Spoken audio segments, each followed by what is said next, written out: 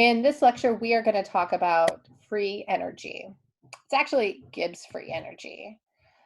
So far, we've been using entropy and the change in entropy of the universe to predict if a reaction will be spontaneous, if it'll just happen spontaneously, or if it won't be. Another predictor that we can use is Gibbs free energy, which we typically just call free energy. And it's this G right here. And so the change in free energy is our delta G. This is really equal to the difference between our enthalpy for the system and the change in our entropy for the system, corrected for temperature. And so that difference in between those two will give us our free energy for the system. But we can actually equate this also to that change in entropy for the universe as well. If you remember, the change in entropy for the universe is just equal to the sum of the change in entropy for our system and the surroundings. And before we said that we could reasonably approximate that entropy change with heat change. So I could manipulate this equation using that principle to say, well, the change in the universe is sure equal to the change in the entropy of the system, but let's change that entropy of the surroundings and instead refer to it as the heat of the surroundings divided by the temperature that it's at. And so we can make an approximation of our entropy that works pretty well.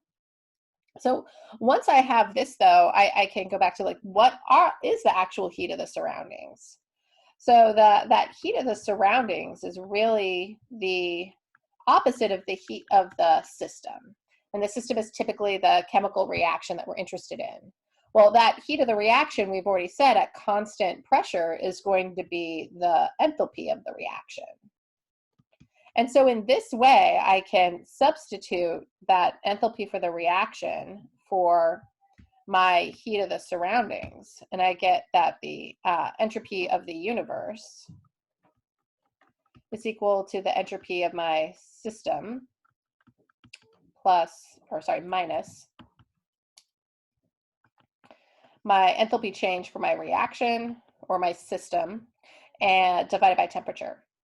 Now, if I multiply everything here by negative T, I'm actually going to get to an equation that looks like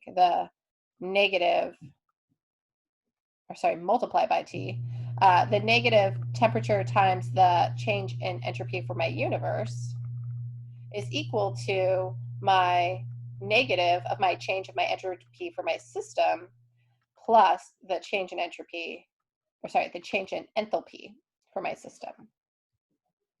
Sorry, I forgot to multiply my system entropy by T as well. Now, if I look at this right here is the same as my enthalpy minus that temperature times the change in entropy. And so that means that I can say that my Gibbs free energy is proportional to the negative of my change in entropy of the universe. So that means if I can use that change in entropy of the universe to predict spontaneity, that means I can do the same thing with my Gibbs free energy. And they'll essentially be the opposite. So looking at this table right here, before we used to say, or we said that the change in entropy of the universe, if it's positive, will have a spontaneous reaction. Well, if we calculate the Gibbs free energy, if we have the information to find that instead of the entropy of the universe, we will know that if we have a negative free energy, we'll also have a spontaneous reaction.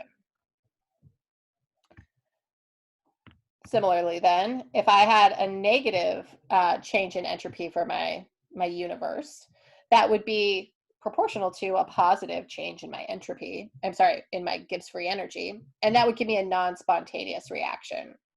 And in both cases, if these values, entropy of the universe and Gibbs free energy equals 0, I have a reversible reaction that's at equilibrium.